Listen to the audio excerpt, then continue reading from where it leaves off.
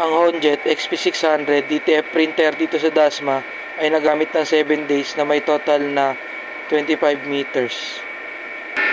Printer head, copy, head clean,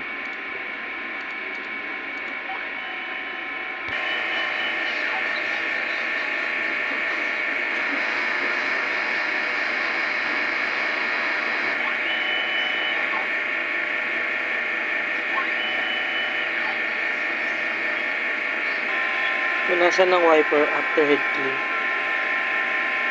nozzle check,